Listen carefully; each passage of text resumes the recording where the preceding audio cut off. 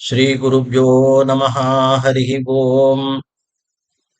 ಕಲ್ಯಾಣಾತ್ಮದಗಾತ್ರಾಯ ಕಾಮಿತಾರ್ಥಪ್ರದಾಯಿನೇ ಶ್ರೀಮದ್ವೆಂಕಟನಾಥಾಯ ಶ್ರೀನಿವಾಸಾಯ ತೇ ನಮಃ. ಜನ್ಮಾದ್ಯಸೇತೋನ್ಮಯ ಇತರತಸ್ಹರ್ತೇಷ್ವಭಿಜ್ಞಸ್ವರಾಟ್ ತೇನೇ ಬ್ರಹ್ಮಹೃದಾಯ ಆದಿಕವಯೇ ಮುಖ್ಯಂತಿ ಯಂ ಸೂರಯಃ. ತೇಜೋ ವಾರಿಮೃದಾನ್ಯಥಾ ವಿನಿಮಯೋ ಯತ್ರ ಸರ್ಗೋ ಮೃಷಾ ಧಾಮ್ನಾ ಸ್ವೇನ ಸದಾ ನಿರಸ್ತಕುಹಕಂ ಸತ್ಯಂ ಪರಂ ಧೀಮಹಿ. ಸಮಸ್ತ ಗುರುಭ್ಯೋ ನಮಃ. ಹರೇ ಶ್ರೀನಿವಾಸ. ನಾವು ನಿನ್ನೆ ದಿವಸ ಪದ್ಮಪುರಾಣದಲ್ಲಿ ಸುಮನ ಮತ್ತು ಸೋಮಶರ್ಮ ಅವರಿಬ್ಬರ ಸಂವಾದದ ಬಗ್ಗೆ ಮಾತಾಡ್ತಾ ಇದ್ದೀವಿ. ಸುಮನ ಮತ್ತು ಸೋಮಶರ್ಮಗೆ ಭಗವಂತನ ಅನುಗ್ರಹದಿಂದ ಒಂದು ಒಳ್ಳೆಯ ಮಗ ಹುಟ್ಟುತ್ತಾನೆ, ಪುಣ್ಯಾತ್ಮನಾದ ಮಗ ಹುಟ್ಟುತ್ತಾನೆ. ಅವನೇನ್ ಮಾಡ್ತಾನೆ ಎಂಬುದನ್ನ ನಾವು ಮುಂದೆ ತಿಳಿಯೋಣ. ಈ ಪುಣ್ಯಾತ್ಮನಾದ ಮಗ ಬಂದಾಗ ಅವರಿಗೆ ತುಂಬಾ ಆನಂದವಾಯಿತು. ಭಗವಂತನ ಪ್ರಸಾದದಿಂದ ಬಂದ ಮಗು ಅಲ್ವಾ, ಅದರಿಂದ ಚಿಕ್ಕ ವಯಸ್ಸಿನಿಂದ ಅದು ಒಳ್ಳೆ ಒಳ್ಳೆ ಗುಣಗಳನ್ನೆಲ್ಲ ತೋರಿಸ್ತಾ ಇತ್ತು. ಅವನ ಹೆಸರು ಸುವ್ರತ ಅಂತ ಹೆಸರು. ಈ ಮಗುವಿನ ನಾಮಕರಣಕ್ಕೆ ಬ್ರಹ್ಮಾದಿ ದೇವತೆಗಳೆಲ್ಲ ಬಂದಿರುತ್ತೆ ಹಾಗೆ ಅಂತ ಪದ್ಮಪುರಾಣ ನಮಗೆ ತಿಳಿಸುತ್ತೆ. ಇದಕ್ಕೆ ಏನ್ ಕಾರಣ ಹಾಗೆ ಅಂದ್ರೆ, ಈ ಸುವ್ರತನ ಹಿಸ್ಟ್ರಿ ನಾವು ನೋಡ್ಬೇಕು. ಹಿಂದಿನ ಜನ್ಮದಲ್ಲಿ ಅವನ್ ಏನ್ ಮಾಡಿದ ಹಾಗೆ ಎಂಬುದನ್ನ ನಾವು ತಿಳಿಬೇಕು. ಈ ಸುವ್ರತನ ಹಿಂದಿನ ಜನ್ಮದಲ್ಲಿ ಅವನ ಹೆಸರು ಧರ್ಮಾಂಗದ ಅಂತ. ಅವನು ರುಕ್ಮಾಂಗದ ರಾಜನ ಮಗನಾಗಿದ್ದ. ಈ ರುಕ್ಮಾಂಗದ ರಾಜ ತುಂಬಾ ಏಕಾದಶಿ ವ್ರತವನ್ನು ತುಂಬಾ ಚೆನ್ನಾಗಿ ಮಾಡ್ತಾ ಇದ್ದ. ಇಡೀ ರಾಜ್ಯದಲ್ಲಿ ಏಕಾದಶಿ ವ್ರತ ಖಂಡಿತವಾಗಿ ಮಾಡ್ಲೇಬೇಕು ಅಂತ ಒಂದು ಆರ್ಡರ್ ಹಾಕಿದ್ದ. ಜನಗಳೆಲ್ಲ ಅದನ್ನ ಪಾಲನೆ ಮಾಡ್ತಾ ಇದ್ರು. ಆವಾಗ ದೇಶದಲ್ಲೆಲ್ಲ ಸುಭಿಕ್ಷ ಇತ್ತು, ಜನರೆಲ್ಲ ಸುಖಕರವಾಗಿದ್ರು, ಯಾರು ತಪ್ಪು ಮಾಡೋದಿಲ್ಲ, ಪಾಪಿಗಳು ಯಾರೂ ಇಲ್ಲ, ದೇಶ ತುಂಬಾ ಚೆನ್ನಾಗಿತ್ತು. ಇದನ್ನ ನೋಡಿ ಧರ್ಮರಾಜನಿಗೆ ತುಂಬಾ ಕ್ಲೇಶ ಆಯಿತು. ಧರ್ಮರಾಜನಿಗೆ ನರಕಕ್ಕೆ ಬರಕ್ಕೆ ಆಳೇ ಇಲ್ಲ, ಆ ತರ ಆಗ್ಬಿಟ್ಟಿದೆ. ಈ ರುಕ್ಮಾಂಗದ ರಾಜನ ಒಂದು ಆರ್ಡರ್ ಇಂದ ಜನಗಳೆಲ್ಲ ಏಕಾದಶಿ ವ್ರತ ಮಾಡಿ ಧರ್ಮಾಚರಣೆಯಲ್ಲಿದ್ದ ಕಾರಣ ನರಕಕ್ಕೆ ಯಾರು ಪಾಪಿಗಳಿಲ್ಲ, ಯಾರು ನರಕಕ್ಕೆ ಹೋಗಲ್ಲ, ಅದರಿಂದ ನರಕಲ್ಲಿ ಕೆಲಸ ಇಲ್ಲ, ಆ ತರ ಆಗೋಯ್ತು. ಆವಾಗ ಧರ್ಮರಾಜ ಯೋಚನೆ ಮಾಡ್ತಾನೆ, ಇದು ನಮ್ಮ ಕಷ್ಟ ಆಗತ್ತೆ, ಇದು ಹೇಗಾರು ಚೇಂಜ್ ಮಾಡ್ಬೇಕು ಅಂತ ಹೇಳಿ ಒಂದು ಒಂದು ಅಪ್ಸರಾ ಸ್ತ್ರೀಯನ್ನು ರುಕ್ಮಾಂಗದ ರಾಜನ ರಾಜ್ಯಕ್ಕೆ ಕಳಿಸಿಕೊಡ್ತಾನೆ. ನೀನು ಅವನಿಗೆ ಹೋಗಿ ಅವನು ಹೇಗಾದ್ರೂ ಅಟ್ರಾಕ್ಟ್ ಮಾಡಿ ಅವನ ನಿನ್ನ ಕೈಯಲ್ಲಿ ಇಟ್ಕೋಬೇಕು, ಆ ತರ ಮಾಡಿದ್ರೆ ನಿಂಗೆ ಸ್ಪೆಷಲ್ ಬೆನಿಫಿಟ್ಸ್ ಎಲ್ಲ ಕೊಡ್ತೀನಿ ಅಂತ ಹೇಳಿ ಅವನ ಕಳಿಸಿಕೊಡ್ತಾನೆ. ಆವಾಗ ಆ ಲೇಡಿ ಬಂದು ರುಕ್ಮಾಂಗದ ರಾಜನ ಸಭೆಗೆ ಬರ್ತಾಳೆ, ರಾಜ್ಯಕ್ಕೆ ಬರ್ತಾಳೆ. ಅಲ್ಲಿ ಒಂದು ದಿವಸ ರುಕ್ಮಾಂಗದ ರಾಜ ಸಂಚಾರ ಮಾಡ್ತಾ ಇರೋವಳೆ ಒಂದು ವನದಲ್ಲಿ ಅವಳನ್ನ ನೋಡ್ತಾನೆ. ಅವಳು ತುಂಬಾ ರೂಪವತಿಯಾಗಿರ್ತಾಳೆ. ಅವಳನ್ನ ನೋಡಿ ತುಂಬಾ ಇವನಿಗೆ ಖುಷಿ ಆಗತ್ತೆ. ಅವಳನ್ನ ಹೇಗಾದ್ರೂ ಮದುವೆ ಆಗ್ಬೇಕು ಎಂಬ ಭಾವನೆ ಇಮಿಡಿಯೇಟ್ ಆಗಿ ತಕ್ಷಣದಲ್ಲೇ ಅವನಿಗೆ ಬರುತ್ತದೆ. ಅವಳು ರೂಪವತಿ ಅಲ್ವಾ, ದೇವಲೋಕ ಸ್ತ್ರೀ ಆದ್ರಿಂದ ತುಂಬಾ ರೂಪವತಿಯಾಗಿದ್ದಾಳೆ. ಅದನ್ನ ನೋಡಿದ ತಕ್ಷಣನೇ ಅವಳಿಗೆ ಮದುವೆ ಮಾಡ್ಕೋಬೇಕು ಎಂಬ ಒಂದು ಆಸೆ ರುಕ್ಮಾಂಗದನಿಗೆ ಬರುತ್ತೆ. ತಕ್ಷಣ ಅವನು ಅವಳ ಹತ್ರ ಹೋಗಿ ನಾನ್ ನಿನ್ನೆ ಮದುವೆ ಆಗ್ತೀನಿ ಅಂತ ಹೇಳಿ ಎಲ್ಲ ಹೇಳ್ತಾನೆ. ಅದಕ್ಕೆ ಅವಳು ಹೋಗ್ತಾಳೆ. ಅದೇ ಒಂದು ಕಂಡೀಷನ್ ಹೇಳ್ತಾಳೆ, ನಾನು ಹೇಳೋವರೆಗೆ ನೀನ್ ನನ್ನ ಜೊತೆನೆ ಇರಬೇಕು, ಯಾವಾಗಲೂ ನಂಗೆ ನೀನ್ ಸಂತೋಷ ಕೊಡ್ಬೇಕು, ದುಃಖ ಕೊಟ್ರೆ ನಾನು ತಕ್ಷಣ ನಿನ್ನ ಬಿಟ್ಟು ಹೋಗ್ತೀನಿ, ಅಥವಾ ನೀನೇನಾದ್ರು ನಾನು ಹೇಳಿದ ರೀತಿಯಲ್ಲಿ ನೀನು ಪ್ರವರ್ತನೆ ಮಾಡ್ಲಿಲ್ಲ ಅಂದ್ರೆ ನೀನು ನೀನು ನಾನು ಇಲ್ಲಿ ನಿನ್ ಜೊತೆ ಇರೋದಿಲ್ಲ, ತಕ್ಷಣ ಹೊರಟೋಗ್ತೀನಿ ಅಂತ ಹೇಳ್ತಾಳೆ. ಆವಾಗ ಇವನು ತುಂಬಾ ಖುಷಿಯಿಂದ ಅವನ್ ಏನ್ ಮಾಡ್ತಾನೆ, ನಾನು ನಿನ್ ಮಾತು ಕೇಳಲಿಲ್ಲ ಅಂದ್ರೆ ನನ್ನ ಮಗನ್ನೇ ಕೊಂದಾಕ್ತೀನಿ ಅಂತ ಹೇಳಿ ಒಂದು ಮಾತು ಕೊಟ್ಬಿಡ್ತಾನೆ ಆ ಟೈಮಲ್ಲಿ. ಇದು ಕೇಳಿದ ತಕ್ಷಣನೇ ಅವಳು ಇಮಿಡಿಯೇಟ್ ಆಗಿ ಅವಳು ಮದುವೆಗೆ ಓಕೆ ಹೇಳ್ತಾಳೆ. ಅವರಿಬ್ರು ಗಾಂಧರ್ವ ವಿವಾಹ ಮಾಡ್ತಾರೆ. ಸ್ವಲ್ಪ ದಿವಸ ಖುಷಿಯಾಗಿರ್ತಾರೆ. ಹೀಗಿರೋ ವೇಳೆ ಕಾರ್ತೀಕ ಮಾಸದ ಏಕಾದಶಿ ಬರ್ತದೆ. ಆ ಟೈಮಲ್ಲಿ ಆಸ್ ಪರ್ ಗವರ್ಮೆಂಟ್ ಆರ್ಡರ್ ಬಂದು ದೇಶ ಫುಲ್ಲು ಏಕಾದಶಿ ವ್ರತವನ್ನು ಆಚರಣೆ ಮಾಡ್ತಾ ಇದ್ರು.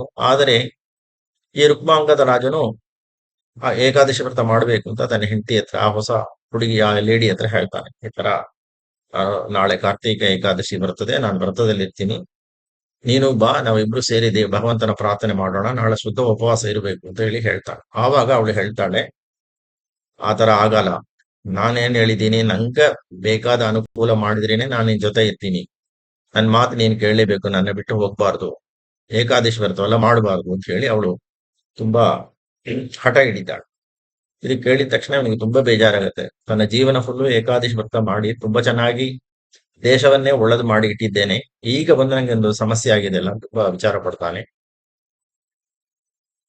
ಹೆಂಡತಿ ಇದ್ಲು ಈ ವಿಷಯನ ತಿಳಿಸ್ತಾನೆ. ಇವನು ತುಂಬಾ ಬೇಜಾರಾಗಿರೋದು ನೋಡಿ ಹೆಂಡತಿಗೆ ಏನು ಮಾಡೋಕ್ಕಾಗಿಲ್ಲ, ಮನಸ್ಸಿಗೆ ಬೇಜಾರಾಗತ್ತೆ.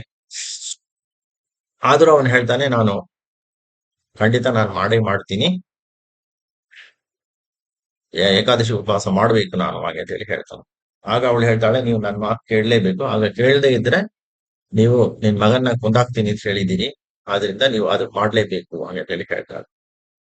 ವೈಲೇಟ್ ಮಾಡಿದ್ರೆ, ನೀನ್ ನನ್ನ ಬಿಟ್ಟು ಹೋದ್ರೆ ನೀವು ಇಮಿಡಿಯೇಟ್ ಆಗಿ ನಿಮ್ ಮಗನ ಕೊಂದಾಕ್ಬಿಟ್ಟು ನೀವು ಏನ್ ಬೇಕಾದ್ರೆ ಮಾಡ್ರಿ ಅಂತ ಹೇಳ್ದೆ. ಇದು ಕೇಳಿದ ತಕ್ಷಣನೇ ರುಕ್ಮಾಂಗದನಿಗೆ ತುಂಬಾ ಬೇಜಾರಾಗತ್ತೆ. ತುಂಬಾ ಒಳ್ಳೆ ಮಗ ಧರ್ಮಾಂಗದ, ಅವನನ್ನ ಬಲಿ ಕೊಡ್ಬೇಕಲ್ಲ, ನಾನು ಈ ಸಮಸ್ಯೆಯಲ್ಲಿ ಸಿಕ್ಕಾಕೊಂಡ್ಬಿಟ್ಟಿದ್ದೀನಿ ಅಂತ ಹೇಳಿ ತನ್ನ ಹೆಂಡತಿ ಹತ್ರ ಈ ವಿಷಯನೆಲ್ಲ ತಿಳಿಸ್ತಾನೆ. ಇದು ಕೇಳಿದ ತಕ್ಷಣ ಎಲ್ಲರಿಗೂ ತುಂಬಾ ಬೇಜಾರಾಗತ್ತೆ. ಅವಳ ತಾಯಿ ತನ್ನ ಮಗನ ಹತ್ರ ಹೇಳ್ತಾಳೆ, ಈ ತರ ಧರ್ಮಾಂಗದ ಈ ತರ ತಂದೆ ಒಂದು ಪ್ರಾಬ್ಲಮ್ ಅಲ್ಲಿ ಸಿಕ್ಕಾಕೊಂಡಿದ್ದಾರೆ, ಆ ನಾಳೆ ಏಕಾದಶಿ ವ್ರತ ಮಾಡ್ಲೇಬೇಕು, ಮಾಡದೇ ಇದ್ರೆ ಅದು ತುಂಬಾ ಅಪಚಾರ ಆಗತ್ತೆ. ಆದರೆ ಏಕಾದಶಿ ವ್ರತ ಮಾಡಬೇಕು ಅಂದ್ರೆ ಅವಳಿಂದ ಹೊರಗೆ ಬರ್ಬೇಕು. ಹೊರಗೆ ಬಂದ್ರೆ ಅವಳೇನ್ ಕೇಳ್ತಾಳೆ, ನೀವು ಮಾತು ಕೊಟ್ಟಿದಾಗೆ ನಿನ್ ಮಗನ ಕೊಂದಾಕಕ್ ಹೋಗ್ರಿ ಅಂತ ಹೇಳ್ತಾಳೆ. ಈ ತರ ಒಂದು ಸಮಸ್ಯೆ ಆಗಿದೆ ಹಾಗಂತ ಹೇಳಿ ತಿಳಿಸ್ತಾ. ಇದು ಕೇಳಿದ ತಕ್ಷಣ ಮಗ ಹೇಳ್ತಾನೆ, ಅಪ್ಪ ನೀನೇನು ವಿಚಾರ ಪಡಬೇಡ. ತಂದೆ ಹತ್ರ ಹೇಳ್ತಾನೆ, ನೀನು ನನ್ನ ಕೊಂದಾಕು, ಏನು ಪ್ರಾಬ್ಲಮ್ ಇಲ್ಲ, ಧರ್ಮಾಚರಣೆಗಾಗಿ ನೀವು ನನ್ನ ಕೊಂದ್ರೂ ಪರವಾಗಿಲ್ಲ, ನಮಗೇನು ಆತಂಕ ಇಲ್ಲ, ನೀವೇನು ವಿಚಾರ ಪಡಬೇಡಿ, ದೇವರು ನಮ್ ಜೊತೆ ಇರುವ ಅಂತ ಹೇಳಿ ಹೇಳ್ತಾಳೆ. ಇದು ಕೇಳಿದ ತಕ್ಷಣ ಅವನ ಹೆಂಡತಿಯು ಬಂದು ಹೇಳ್ತಾಳೆ, ಈ ತರ ನೀವು ವಿಚಾರ ಪಡಬೇಡಿ, ನೀವು ನನ್ನ ಮಗನ ಕೊಂದಾಕ್ಬಿಟ್ಟು ನೀವು ಇದು ಏಕಾದಶಿ ಉಪವಾಸ ಮಾಡಿ ಅವಳನ್ನ ಬಿಟ್ಟು ಹೊರಗೆ ಬನ್ರಿ ಹಂಗಂತ ಹೇಳಿ ಇಬ್ರು ತನ್ನ ಗಂಡನಂತಲಿ ಅವನ ಹೆಂಡತಿ ತಿಳಿಸ್ತಾಳೆ. ಇದು ಕೇಳಿದ ತಕ್ಷಣ ರುಕ್ಮಾಂಗದ ರಾಜ ತುಂಬಾ ಮನಸ್ಸಿಗೆ ಬೇಜಾರು ಮಾಡ್ಕೊಂಡು ತನ್ನ ಮಗನ ತಕ್ಷಣ ಕೊಂದಾಕ್ತಾನೆ. ಯಾಕೆಂದ್ರೆ ಮಗನ್ನ ಕೊಂದ್ರೂ ಪರವಾಗಿಲ್ಲ, ಧರ್ಮಾಚರಣೆ ಮಾಡ್ಲೇಬೇಕು, ಏಕಾದಶಿ ಉಪವಾಸ ಮಾಡೋದಕ್ಕೆ ಯಾವ ರೀತಿಯಾದ ಡಿಸ್ಟರ್ಬೆನ್ಸ್ ಬಂದ್ರು ಅದನ್ನೆಲ್ಲ ಸರಿಪಡಿಸಿಕೊಂಡು ಹೋಗ್ಬೇಕೆಂಬಕ್ಕೆ ಇದು ಒಂದು ಉದಾಹರಣೆ. ಇದು ತಕ್ಷಣ ಇವನು ತನ್ನ ಮಗನ ಕೊಂದಾಕ್ತಾನೆ. ಇಮಿಡಿಯೇಟ್ ಆಗಿ ಆಕಾಶದಿಂದ ಅಶರೀರಿ ಆಗತ್ತೆ. ತುಂಬಾ ಅವನಿಗೆ ಆಶೀರ್ವಾದ ಮಾಡ್ತಾರೆ. ಆ ಸತ್ಯ ದೇವತೆಗಳೆಲ್ಲ ಬಂದು ಆ ಸತ್ತಿರೋ ಧರ್ಮಾಂಗದನನ್ನ ಬದುಕಿಸ್ತಾರೆ. ಬದುಕಿಸಿ, ನೀನು ಏಕಾದಶಿ ವ್ರತಕ್ಕಾಗಿ ಇಷ್ಟು ದೊಡ್ಡ ನಿಷ್ಠೆಯಿಂದ ನೀನು ಅದು ಮಾಡಿದ್ಯಾ, ಅದು ಮಾಡಬೇಕು ಅಂತ ನೀನು ನಿನ್ ಮಗನ್ನೇ ಬಂದು ತ್ಯಾಗ ಮಾಡಿದ್ಯಾ, ಅದು ದೊಡ್ಡ ಒಂದು ವಿಶೇಷ, ನಿನ್ ಮಗನಿಗೆಲ್ಲ ಒಳ್ಳೇದಾಗತ್ತೆ ಅಂತ ಹೇಳಿ ದೇವತೆಗಳೆಲ್ಲ ಬಂದು ಅವನಿಗೆ ಅನುಗ್ರಹ ಮಾಡಿ ಹೋಗ್ತಾರೆ. ಈ ಧರ್ಮಾಂಗದನು ಎದ್ದು ಬರ್ತಾನೆ. ಒಂದು ಪ್ರಾಬ್ಲಮ್ ಇರೋದಿಲ್ಲ. ಆವಾಗ ಆ ಸ್ತ್ರೀ ಬರ್ತಾಳೆ. ಆ ಸ್ತ್ರೀ ಬಂದು ಹೇಳ್ತಾಳೆ, ನಾನು ಧರ್ಮರಾಜನನ್ನ ಕಳಿಸಿಕೊಟ್ಟಿದ್ದು ಈ ತರ ಒಂದು ನಿಮಗೊಂದು ಪರೀಕ್ಷೆ ಮಾಡಬೇಕು ಅಂತ ನಾನು ಬಂದಿದ್ದು, ನೀವೇನು ತಪ್ಪು ತಿಳ್ಕೋಬೇಡಿ, ಧರ್ಮರಾಜ ಹೇಳಿದ ಕಾರಣ ನಾವು ಈ ತರ ಮಾಡಿದ್ದೀವಿ, ನಿಮ್ಮ ಮಹಿಮೆ ಜನಗಳಿಗೆ ಗೊತ್ತಾಗಬೇಕು ಎಂಬುದು ಭಗವಂತನ ಇಚ್ಛೆ, ಆದ್ರಿಂದ ನಾವು ಈ ತರ ಮಾಡಿದ್ದೀವಿ, ನಮ್ಮ ಕ್ಷಮೆ ಮಾಡಿ ಅಂತ ಹೇಳಿ ಅವಳು ಕ್ಷಮೆ ಕೇಳ್ಕೊಂಡು ಅವಳು ಮುಂದೆ ಹೋಗ್ತಾಳೆ. ಈ ಧರ್ಮಾಂಗದನು ಬದುಕಿ ಬಂದ ಕಾರಣ ಜನರೆಲ್ಲ ತುಂಬಾ ಸಂತೋಷಪಟ್ಟು ಹಿಂದಿನಂತೆ ಎಲ್ಲರೂ ಏಕಾದಶಿ ವ್ರತವನ್ನ ಮಾಡಿ ತುಂಬಾ ಆನಂದಪ್ರದವಾಗಿ ಜೀವನವನ್ನು ನಡೆಸ್ತಾರೆ. ಇಂಥ ಒಂದು ಧರ್ಮಾಂಗದ ಇದಾನಲ್ವಾ, ಸತ್ವದಲ್ವಾ, ಏಕಾದಶಿ ವ್ರತಕ್ಕಾಗಿ ಸತ್ವದ ಆ ಧರ್ಮಾಂಗದನೇ ಇವಾಗ ಸುಮನ ಮತ್ತು ಸೋಮಶರ್ಮ ಮಗನಾಗಿ ಬರ್ತಾರೆ. ಸೊ ಅಂತ ಪುಣ್ಯವಂತ ಏಕಾದಶಿ ವ್ರತ ಮಾಡಿದ ರುಕ್ಮಾಂಗದ ಮಗನಾದ ಧರ್ಮಾಂಗದ ಇಲ್ಲಿ ಬರ್ತಾನೆ, ಸೂರತನಾಗಿ ಬರ್ತಾನೆ. ಇವನಿಗೆ ಭಗವಂತನ ಪರಿಪೂರ್ಣ ಅನುಗ್ರಹ ಇರುತ್ತದೆ. ಅದರಿಂದ ಇವನ ನಾಮಕರಣಕ್ಕೆ ದೇವತೆಗಳೆಲ್ಲ ಬಂದು ನಾಮಕರಣ ಫಂಕ್ಷನ್ಗೆ ಬಂದು ಆಶೀರ್ವಾದ ಮಾಡಿ ಹೋಗ್ತಾರೆ. ಅಂತ ಒಂದು ಒಳ್ಳೆ ಪುಣ್ಯಾತ್ಮನಾದ ಒಂದು ಮಗ. ಇದು ಮನೆಗೆ ಬಂದ ತಕ್ಷಣನೇ ಎಲ್ಲ ಖುಷಿ ಆಗತ್ತೆ. ಸುಮನ ಮತ್ತು ಸೋಮಶರ್ಮ ಇಬ್ರು ಸಂತೋಷದಿಂದ ಜೀವನ ಮಾಡ್ತಾರೆ. ಆ ಮಗು ಚಿಕ್ಕ ವಯಸ್ಸಿನಿಂದಲೇ ಭಗವಂತನ ಮಹಿಮೆಯನ್ನು ಕೊಂಡಾಡ್ತಾ ಇರ್ತದೆ. ಮಕ್ಕಳಲ್ಲಿ ಆಟ ಆಡೋ ವೇಳೆಯು ಮಕ್ಕಳಿಗೆ ಹೆಸರೆಲ್ಲ ಅಡ್ಡ ಹೆಸರು ಇಡ್ತಾರೆ, ನಾರ್ಮಲಿ ಆಟ ಆಡೋ ವೇಳೆ. ಆ ರೀತಿಯಲ್ಲಿ ದೇವರ ಹೆಸರನ್ನೇ ಎಲ್ಲ ಕೃಷ್ಣ ರಾಮ, ಕೃಷ್ಣ ಗೋವಿಂದ ಅಂತ ಹೇಳಿ ಮಕ್ಕಳಿಗೆಲ್ಲ ಹೆಸರಿಟ್ಟು ಅವ್ರನ್ನೆಲ್ಲ ಆ ಹೆಸರಲ್ಲೇ ಕರೆದು ಅದರಿಂದ ಸಂತೋಷ ಪಡ್ತಾನೆ. ತನಗೆ ಗೊತ್ತಿರೋ ವಿಷಯವನ್ನೆಲ್ಲ ಆ ಚಿಕ್ಕ ಮಕ್ಕಳಿಗೆಲ್ಲ ತಿಳಿಸಿಕೊಡ್ತಾನೆ. ಧರ್ಮದ ವಿಷಯ, ಭಗವಂತನ ವಿಷಯವನ್ನೆಲ್ಲ ತಿಳಿಸಿಕೊಡ್ತು ಅವ್ರನ್ನೆಲ್ಲ ಒಂದು ಒಳ್ಳೆ ಮಾರ್ಗಲ್ಲಿ ಬರೋಕೆ ಪ್ರೇರಣೆ ಮಾಡುತ್ತಾನೆ. ಈ ತರ ಒಂದು ಪುಣ್ಯಾತ್ಮನಾದ ಮಗ ಬಂದು ಚೆನ್ನಾಗಿ ಬೆಳೆದು ಬರ್ತಾನೆ. ಅವನ ಯೌವನ ಪ್ರಾಯದಲ್ಲಿ ಅವನಿಗೆ ಮದುವೆ ಆಗತ್ತೆ, ಅವನಿಗೆ ಮಕ್ಕಳಾಗತ್ತೆ, ಮೊಮ್ಮಕ್ಕಳು ಆಗತ್ತೆ. ಮೊಮ್ಮಕ್ಕಳು ಆಗುತ್ತೆ, ಎಲ್ಲ ಖುಷಿಯಿಂದ ಜೀವನ ಮಾಡ್ತಾರೆ. ಇವನ್ ಮನೆಯಲ್ಲಿ ಸುಮನ ಮತ್ತು ಸೋಮಶರ್ಮ ಇವರಿಬ್ಬರ ಮನೆಯಲ್ಲಿ ಇಂದ್ರ ತನ್ನ ಪರಿವಾರ ಸಹಿತ ವಾಸ ಮಾಡುತ್ತಾನೆ, ನಾವು ಹಿಂದೆ ಕೇಳಿದ್ದೀವಿ. ಸೊ ಆದ್ರಿಂದ ಸಂಪತ್ತಿಗೆ ಏನು ಕೊರತೆ ಇಲ್ಲ. ನಾವು ಸಂಪತ್ತು ಬೇಕು ಅಂತ ಸುಮ್ಮನೆ ಒದ್ದಾಡೋದು ಬೇಡ. ಇದು ಮಾಡ್ಬೇಕು ಅದು ಮಾಡ್ಬೇಕು ಅಂತ ಏನು ಕಷ್ಟಪಡೋದೇ ಬೇಡ. ಭಗವಂತನ ಅನುಗ್ರಹ ಎಂಬ ಒಂದು ಸಂಪತ್ತು ಬಂದ್ಬಿಟ್ರೆ ಬಾಕಿ ಎಲ್ಲ ಸಂಪತ್ತು automatic process, it is a by product. So ಆದ್ರಿಂದ ಸುಮನ ಮತ್ತು ಸೋಮಶರ್ಮ ಏನು ಹಣ ಸಂಪಾದನೆಗೆ ಏನು ದುಡಿಯೋದು ಬೇಡ. ದೇವರೇ ಅಲ್ಲಿ ಬಂದು ಇಂದ್ರನ ಸಾಮ್ರಾಜ್ಯವೇ ಅಲ್ಲಿ ಬಂದು ನೆಲೆ ನಿಲ್ಲಿಸಿರುತ್ತೆ. ಆದ್ರಿಂದ ಅವರಿಗೆ ತುಂಬಾ ಅನುಕೂಲ ಆಗಿರುತ್ತೆ. ಅದೇ ತರ ಸುಬ್ರತನು ಜೀವನ ಮಾಡೋ ಕಾರಣ ಅವರ ಮನೆಯೆಲ್ಲ ಯಾವಾಗಲೂ ಐಶ್ವರ್ಯವಾಗಿರುತ್ತದೆ. ಒಂದು ಸುಪ್ರಭಾತದಲ್ಲಿ ಅವನು ಡಿಸೈಡ್ ಮಾಡ್ತಾನೆ, ಸುಬ್ರತ ನಾನು ಸಾಕು, ನಾನು ಇಷ್ಟು ದಿವಸ ಜೀವನ ಮಾಡಿದ್ದು ನಿಮ್ಮ ದೇವರ ವಿಚಾರಕ್ಕೆ ವಾನಪ್ರಸ್ಥಾಶ್ರಮಕ್ಕೆ ಹೋಗಿ ಭಗವಂತನನ್ನು ಸೇರ್ಬೇಕು ಅಂತ ಹೇಳಿ ಡಿಸೈಡ್ ಮಾಡಿ ಸುಬ್ರತ ಅವನ ಹೆಂಡತಿ ಇಬ್ರು ವನವಾಸಕ್ಕೆ ಹೋಗಿ ದೇವರನ್ನ ಪ್ರಾರ್ಥನೆ ಮಾಡ್ತಾರೆ. ತುಂಬಾ ಭಕ್ತಿಯಿಂದ ಇವರೆಲ್ಲ ಪ್ರಾರ್ಥನೆ ಮಾಡುತ್ತಾರೆ. ಪ್ರಾರ್ಥನೆ ಮಾಡೋ ವೇಳೆ ಭಗವಂತ ಪ್ರತ್ಯಕ್ಷ ಆಗ್ತಾನೆ. ಯಾಕಂದ್ರೆ ಇವನು ಆಲ್ರೆಡಿ ಪುಣ್ಯಾತ್ಮ, ಜನ್ಮಾಂತರದಲ್ಲೇ ಅವನು ಧರ್ಮಾಂಗತನಾಗಿದ್ದು ಏಕಾದಶಿ ವ್ರತಕ್ಕಾಗಿ ತನ್ನ ಜೀವನವನ್ನೇ ಕೊಟ್ಟು ಮತ್ತೆ ಬದುಕಿ ಬಂದು ಒಳ್ಳೆ ಪುಣ್ಯ ಕೆಲಸ ಎಲ್ಲ ಮಾಡಿದಾನೆ ಈ ಜನ್ಮಲ್ಲಿ. ಅದರಿಂದ ಅವನಿಗೆ ಅದನ್ನ ಕಂಟಿನ್ಯೂಟಿ ಇದ್ದೇ ಇರುತ್ತೆ. ಆದ್ರಿಂದ ಅವನು ಭಗವಂತ ಅವನಿಗೆ ಪ್ರತ್ಯಕ್ಷ ಆಗ್ತಾನೆ. ಪ್ರತ್ಯಕ್ಷ ಆಗೋ ವೇಳೆ ಸುಬ್ರತ, ನೀನು ಮಾಡಿದ್ದು ತುಂಬಾ ಸಂತೋಷ, ನೀವು ತಪಸ್ ಮಾಡಿದ್ದು ನಂಗೆ ತುಂಬಾ ಸಂತೋಷ, ಏನ್ ಬೇಕು ಕೇಳುವ ಅಂತ ಹೇಳಿ ಕೇಳ್ತಾನೆ. ಇಲ್ಲಿ ತಾನೇ ಒಂದು ಮ್ಯಾಜಿಕ್ ಬರ್ತದೆ. ಏನು ಅಂದ್ರೆ ಸಾಧಾರಣವಾಗಿ ಅವನು ತನಗೆ ಮೋಕ್ಷ ಕೊಡು ಅಂತ ಹೇಳಿ ಹೋಗ್ಬಹುದಾಯ್ತು, ತನ್ನ ಹೆಂಡತಿಯು ತನಗೂ ಮೋಕ್ಷ ಕೊಡ್ರಿ ಅಂತ ಹೇಳಿ ಹೋಗ್ಬೋದು. ಆದ್ರೆ ಅವನ ಹತ್ರ ಕೇಳಿಲ್ಲ. ತನ್ನ ಪುಣ್ಯಾತ್ಮನಾದ ಮಗ ಏನ್ ಕೇಳ್ತಾನೆ ಅಂದ್ರೆ, ಸ್ವಾಮಿ ನನಗೂ ಮೋಕ್ಷ ಕೊಡಿ, ನಮ್ಮ ತಾಯಿ ತಂದೆ, ನಂಗೆ ಜನ್ಮ ಕೊಟ್ಟ ತಾಯಿ ತಂದೆ ಸುಮನ ಮತ್ತು ಸೋಮಶರ್ಮ ಅವರ ಅನುಗ್ರಹದಿಂದಲೇ, ಅವರ ಒಂದು ಗೈಡೆನ್ಸ್ ಇಂದಲೇ ನಾನು ಈ ತರ ಮುಂದೆ ಬಂದಿದ್ದೀನಿ. ಆದ್ರಿಂದ ಅವರಿಗೂ ಮೋಕ್ಷವನ್ನೇ ಕೊಡಬೇಕು ಅಂತ ಹೇಳಿ ದೇವರಲ್ಲಿ ಪ್ರಾರ್ಥನೆ ಮಾಡ್ತಾನೆ. ಅದು ಕೇಳಿ ಭಗವಂತನಿಗೆ ತುಂಬಾ ಸಂತೋಷ ಆಯಿತು. ನಿಮ್ಮ ತಂದೆ ತಾಯಿಗಳಿಗೂ ಸುಮನ ಮತ್ತು ಸೋಮಶರ್ಮಗೂ ನಾನು ಮೋಕ್ಷವನ್ನೇ ಕೊಡ್ತೀನಿ, ನಿನಗೂ ಕೊಡ್ತೀನಿ ಅಂತ ಹೇಳಿ, ನೀನು ಸ್ವಲ್ಪ ದಿವಸ ಇಲ್ಲಿ ರಾಜ್ಯದಲ್ಲಿ ಇದ್ದು ಎಲ್ಲಾ ಸುಖಭೋಗಗಳನ್ನೆಲ್ಲ ಅನುಭವಿಸಿ ನೀನು ಮುಂದೆ ಬರ್ಬಹುದು ಅಂತ ಹೇಳಿ ಆಶೀರ್ವಾದ ಮಾಡಿ ಭಗವಂತ ಹೋಗ್ತಾನೆ. ಈ ಕಥೆಯಲ್ಲಿ ಏನು ವಿಶೇಷ ಅಂದ್ರೆ, ಒಂದು ಪುಣ್ಯಾತ್ಮನಾದ ಮಗ ತನ್ನ ತಂದೆ ತಾಯಿಗಳಿಗೆ ಮೋಕ್ಷವನ್ನು ಕೊಡಿಸ್ತಾನೆ. ಅದಕ್ಕೆ ಏನು ಕಾರಣ ಅಂದ್ರೆ ವಿಷ್ಣುವಿನ ಆರಾಧನೆ. ವಿಷ್ಣು ಎಲ್ಲಾ ಕೆಲಸವನ್ನು ಮಾಡಿಸ್ತಾನೆ. ಹರಿ ಸರ್ವೋತ್ತಮ, ಅವನಿಂದ ಇಂಪಾಸಿಬಲ್ ಟಾಸ್ಕ್ ಏನೂ ಇಲ್ಲ. ಯಾವ ಕೆಲಸವೂ ಅವನಿಂದ ಮಾಡಕ್ಕಾಗಲ್ಲ, ಆತರ ಹೇಳಕ್ಕಾಗಲ್ಲ. ಓಕೆ. ಸೊ ಆದ್ರಿಂದ ಅವನನ್ನು ನಾವು ಶರಣಾಗಿ ಅವನನ್ನು ಪ್ರಾರ್ಥನೆ ಮಾಡಿ ಭಕ್ತಿಯಿಂದ ಇದ್ರೆ ಭಗವಂತ ನಮಗೆ ಅನುಗ್ರಹ ಮಾಡ್ತಾನೆ.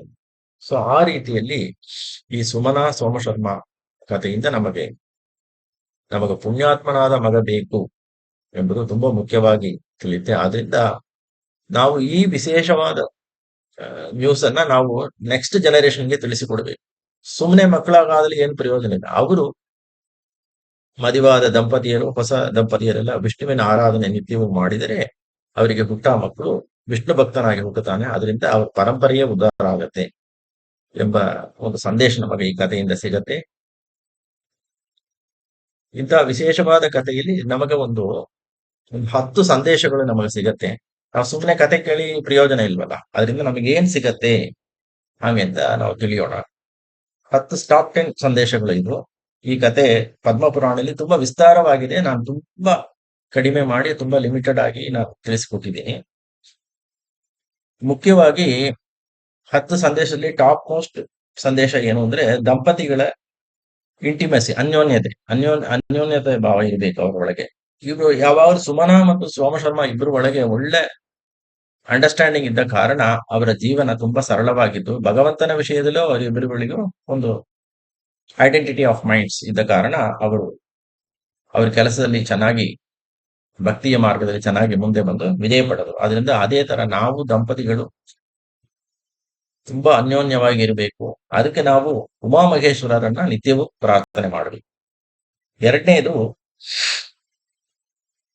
ನಮ್ಮ ಕೆಪಾಸಿಟಿನ ಇನ್ಕ್ರೀಸ್ ಮಾಡ್ತಾ ನಮ್ಮ ಸ್ಕಿಲ್ಸ್ ಇಂಪ್ರೂವ್ ಮಾಡ್ತಾನೆ ಇರಬೇಕು. ಯಾವ ಟಾಪಿಕ್ ಆದ್ರೂ ಸರಿ, ರಿಲಿಜಿಯಸ್ ಟಾಪಿಕ್ ಆದ್ರೂ ಸರಿ, ನಮ್ಮ ಲೌಕಿಕವಾದ ಟಾಪಿಕ್ ಆದ್ರೂ ಸರಿ, ಹೆಣ್ಣಾಗ್ಲಿ ಗಂಡಾಗ್ಲಿ ಇಬ್ರು ಲೇಟೆಸ್ಟ್ ಆಗಿ ಮಿನಿಮಮ್ ನಾವು ತಿಳ್ಕೊಂಡಿರ್ಬೇಕು. ಅದರಿಂದ ಏನಾಗುತ್ತೆ ಅಂದ್ರೆ ನಮಗೆ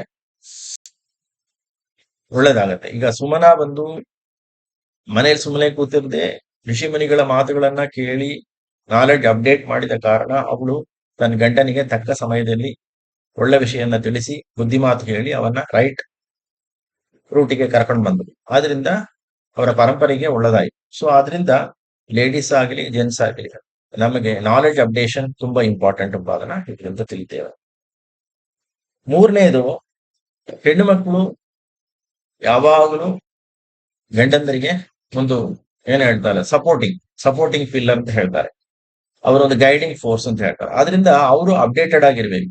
ಶಾಸ್ತ್ರ ವಿಷಯದಲ್ಲಾಗಲಿ, ಮನೆಯಲ್ಲಿರೋ ಪೂಜೆ ಪುನಸ್ಕಾರ ಮತ್ತೆ ನಮ್ಮ ಪರಂಪರೆಯಲ್ಲಿ ಬರುವ ಆಚರಣೆಗಳ ಬಗ್ಗೆ ಚೆನ್ನಾಗಿ ನಾಲೆಡ್ಜ್ ತಿಳ್ಕೊಂಡಿರ್ಬೇಕು. ಈಗೆಲ್ಲ ಟೆಕ್ನಾಲಜಿ ಇರೋ ಕಾರಣ ಎಲ್ಲವೂ ಈಸಿಯಾಗಿ ನಾವು ತಿಳ್ಕೊಬಹುದು. ಸೊ ಆದ್ರಿಂದ ಈ ಜನರೇಷನ್ ಇರೋ ಹುಡುಗಿಯರೆಲ್ಲ ಇದೆಲ್ಲ ಚೆನ್ನಾಗಿ ತಿಳ್ಕೊಂಡ್ರೆ ಅವ್ರ ಮಕ್ಕಳಿಗೆ, ಅವ್ರ ಸಂತತಿಗೆ ನಮ್ಮ ಪರಂಪರೆಯ ಬಗ್ಗೆ, ನಮ್ಮ ಶಾಸ್ತ್ರದ ಬಗ್ಗೆ, ಧರ್ಮಾಚರಣೆಯ ಬಗ್ಗೆ ಚೆನ್ನಾಗಿ ತಿಳಿಸಿಕೊಟ್ರೆ ಮುಂದೆ ಅವ್ರ ಪರಂಪರೆ ತುಂಬಾ ಚೆನ್ನಾಗಿರುತ್ತೆ. ಆದ್ರಿಂದ ಈ ಹೆಣ್ಮಕ್ಳು ತುಂಬಾ ಕ್ವಾಲಿಫೈಡ್ ಆಗಿರ್ಬೇಕು. ತಮ್ಮ ಕೆಪಾಸಿಟಿನ day by day improve ಮಾಡ್ಕೊಂಡಿರ್ಬೇಕು.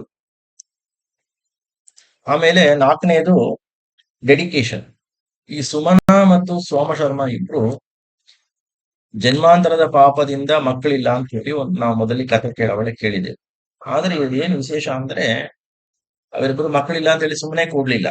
So ಇದು ಏನ್ problem, how to solve it ಹಂಗಂತ ಹೇಳಿ ತುಂಬಾ ಪ್ರಯತ್ನ ಪಟ್ಟು ಋಷಿ ಮುನಿಗಳನ್ನೆಲ್ಲ ಅಭಿಪ್ರಾಯ ಕೇಳಿ ಅವ್ರ ಗೈಡೆನ್ಸ್ ತಗೊಂಡು ಅದು ಹೇಗಾದ್ರೂ ನಾವು ಅದು ಅಚೀವ್ ಮಾಡಬೇಕು ಅಂತ ಹೇಳಿ ತುಂಬಾ ಪ್ರಯತ್ನ ಪಟ್ಟು ಅವರು ಫೈನಲ್ ಆಗಿ ಭಗವಂತನ ಅನುಗ್ರಹದಿಂದ ಪುಣ್ಯಾತ್ಮನಾದ ಮಗನನ್ನೇ ಪಡಿತಾರೆ. ಸೊ ಇದರಲ್ಲಿ ಮುಖ್ಯವಾಗಿ ಏನು ವಿಶೇಷ ಅಂದ್ರೆ ಅವರ ದೀಕ್ಷೆ. ನಾವು ಒಂದು ಕೆಲಸ ಸ್ಟಾರ್ಟ್ ಮಾಡಿದ್ರೆ, ಈ ಭಗವಂತನ ಪೂಜೆಯೋ ಯಾವ ಕೆಲಸವಾದರೂ ಸರಿ, ಅದರಲ್ಲಿ ಒಂದು ದೀಕ್ಷೆ ಇರಬೇಕು. ದ ಡೆಡಿಕೇಶನ್ ಅಂತ ಇಂಗ್ಲಿಷ್ ಹೇಳ್ತಾರಲ್ಲ, ಆ ಡೆಡಿಕೇಶನ್ ಆ ಕೆಲಸ ಮಾಡೋ ವೇಳೆ ಒಳ್ಳೆ ರಿಸಲ್ಟ್ ಬರ್ತದೆ ಅಂತ ಹೇಳಿ ಇದನ್ನ ಈ ಕಥೆ ನಮಗೆ ತಿಳಿಸಿಕೊಡುತ್ತೆ. ಐದನೇದು ಪುಣ್ಯ ಪಾಪ ಚಿಂತನೆ. ನಾವು ಸಾಧಾರಣವಾಗಿ ಒಂದು ಕೆಲಸ ಮಾಡೋ ವೇಳೆ ಫಸ್ಟ್ ಯೋಚನೆ ಮಾಡೋದು ಏನೋ, ಇದರಿಂದ ಏನ್ ಬೆನಿಫಿಟ್ ಇದೆ ಅಂತ. ಅದು ಮಾನಿಟರಿ ಬೆನಿಫಿಟ್, ಬೇರೆ ಏನೋ ಬೆನಿಫಿಟ್ ಯೋಚನೆ ಮಾಡ್ತೀವಿ ನಾರ್ಮಲಿ. ಬಟ್ ನಾವು ಸ್ವಲ್ಪ ಉಲ್ಟಾ ಯೋಚನೆ ಮಾಡ್ಬೇಕು. ಹೆಂಗೆ ಅಂದ್ರೆ, ಈ ಕೆಲಸದಿಂದ ನಮಗೆ ಪುಣ್ಯ ಬರ್ತೀಯಾ ಪಾಪ ಬರ್ತೀಯಾ ಹಂಗೆ ಒಂದು ಯೋಚನೆ ಮಾಡ್ಬಿಟ್ಟು then we have to go head. ಮುಂದೆ ಬಂದು ಇದು ಹೋಗೋಣವಾ ಬೇಡವಾ, ಈ ಕೆಲಸ ಮಾಡೋಣವಾ ಬೇಡವಾ ಅಂತ ಒಂದು ನಿರ್ಧಾರ ತಗೊಂಡು ನಾವು ಮಾಡೋ ವೇಳೆ ನಮಗೆ ಬಂದು ಯಾವ ಪಾಪವೂ ಬರೋದಿಲ್ಲ, ನಮಗೆ ಒಂದು ನೆಗೆಟಿವ್ ಫೋರ್ಸಸ್ ಒಂದು ಬರೋದಿಲ್ಲ. ಆಗ ನಾವು ಆರಾಮಾಗಿ ಜೀವನ ಮಾಡಬೇಕು. ಆಮೇಲೆ ನಮ್ಮ ಪರಂಪರೆಗೆ ಒಳ್ಳೆ ಮಕ್ಕಳು ಬೇಕಾ, ಒಳ್ಳೆಯ ಮಗ ಬೇಕಾ, ಪುಣ್ಯಾತ್ಮನಾದ ಮಗ ಬೇಕಾ, ಆವಾಗ ನಮ್ಮನೆ ಮಕ್ಕಳಿಗೆ ಮೊಮ್ಮಕ್ಕಳಿಗೆ ನಾವು ತಿಳಿಸಬೇಕು, ವಿಷ್ಣುವಿನ ಆರಾಧನೆ ಮಾಡ್ರಿ. ವಿಷ್ಣುವಿನ ಆರಾಧನೆ ಮಾಡಿದ್ರೆ ನಿಮ್ಮ ಪರಂಪರೆಯಲ್ಲಿ ಪುಣ್ಯಾತ್ಮನಾದ ಮಗ ಬರ್ತಾನೆ, ಅವನ ಪರಂಪರೆಗೆ ಒಳ್ಳೇದು ಮಾಡ್ತಾನ, 21 ಕುಲವನ್ನ ಉದ್ಧಾರ ಮಾಡ್ತಾನೆ. ಆವಾಗ ನಾವು ನಮ್ಮ ನೆಕ್ಸ್ಟ್ ಜನರೇಷನ್ಗೆ ಈ ವಿಷಯವನ್ನ ತಿಳಿಸಿಕೊಟ್ಟು, ವಿಷ್ಣುವಿನ ಆರಾಧನೆ ಬಗ್ಗೆ ತಿಳಿಸಿಕೊಟ್ಟು ಅವರಿಗೆ ಒಂದು ಗೈಡಿಂಗ್ ಫೋರ್ಸ್ ಆಗಿ ಇರಬೇಕು.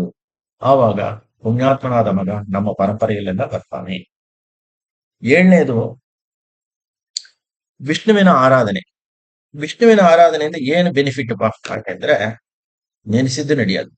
ನಮಗೇನ್ ಮನಸ್ಸಲ್ಲಿ ಇಚ್ಛೆ ಪಡ್ತೇವೆಯೋ ಇವತ್ತಿಲ್ಲ ನಾಳೆ ಖಂಡಿತ ನಡೆಯುತ್ತೆ. ಭಗವಂತ ಒಂದ್ಸಲಿ ನಮ್ಮ ಮೇಲೆ ಇಷ್ಟಪಟ್ರೆ ಆಮೇಲೆ ಏನು ವಿಚಾರ ಇಲ್ಲ, ನಾನ್ ಸ್ಟಾಪ್ ಅಂತ ಹೇಳ್ತಾರಲ್ಲ, ಆ ತರ ಎಲ್ಲಾ ಬೆನಿಫಿಟ್ಸ್ ನಾವು ಏನ್ ಮನಸ್ಸಲ್ಲಿ ಇಚ್ಛೆ ಪಡ್ತೇವೆ ಅದು ಡೆಫಿನೆಟ್ ಆಗಿ ಸಿಕ್ಕೇ ಸಿಗತ್ತೆ. ಅದ್ರಲ್ಲಿ ಏನು ಡೌಟೇ ಇಲ್ಲ. ಅದಕ್ಕೆ ಪದ್ಮಪುರಾಣ ಸ್ಟೋರಿ ಸಾಕ್ಷಿ. ಈ ಪದ್ಮಪುರಾಣ ಸುಮ್ಮನೆ ಕಥೆ ಇಲ್ಲ, ಇದು ನಿಜವಾಗಿ ನಡೆದ ಕತೆ. ಪದ್ಮಪುರಾಣದಲ್ಲಿ ಅದಕ್ಕೆ ಪ್ರಮಾಣಗಳೆಲ್ಲ ಇದೆ, ವಿಸ್ತಾರವಾಗಿ ಆ ಕಥೆ ಇದೆ. ಅದರಲ್ಲಿ ನಾನು ತುಂಬಾ ಶಾರ್ಟ್ ಆಗಿ ನಾನು ತಿಳಿಸ್ತಾ ಇದ್ದೆ. ಆಮೇಲೆ ಜನರೇಷನ್ಸ್, ಅದಾவது ಎಲ್ಲಾ ನಮ್ಮ ಪರಂಪರೆ ಎಲ್ಲ ಅನುಕೂಲ ಆಗತ್ತೆ. ಆಮೇಲೆ ಇನ್ನೊಂದು ಮುಖ್ಯವಾದ ಪಾಯಿಂಟ್ ವಿನಯ. ನಮಗೆ ಎಷ್ಟೇ ಸುಖ ಸೌಖ್ಯ ಎಲ್ಲ ಬಂದರೂ ವಿನಯದಿಂದ ಇರಬೇಕು, ಭಕ್ತಿಯಿಂದ ಇರಬೇಕು. ಎಲ್ಲ ಭಗವಂತ ಕೊಟ್ಟಿದ್ದು ಒಂದು ಭಾವನೆ ಬರೋ ವೇಳೆ ನಮಗೆ ಒಂದು ಆ ವಿನಯ ಭಾವನೆ ಬರ್ತದೆ. ಭಗವಂತನ ಸ್ಮರಣೆ ಇರೋ ವೇಳೆ ನಾವು ಯಾವಾಗಲೂ ವಿನಯದಿಂದ ಇರ್ತೇವೆ. ಅದರಿಂದ ಏನಾಗತ್ತೆ, ಯಾರ ಮೇಲೆ ದ್ವೇಷ ಇರಲ್ಲ, ಯಾರ ಮೇಲೆ ನಮಗೆ ಬಂದು ಮಾನಸಿಕವಾದ ಪ್ರಾಬ್ಲಮ್ಸ್ ಏನು ಇರೋದಿಲ್ಲ.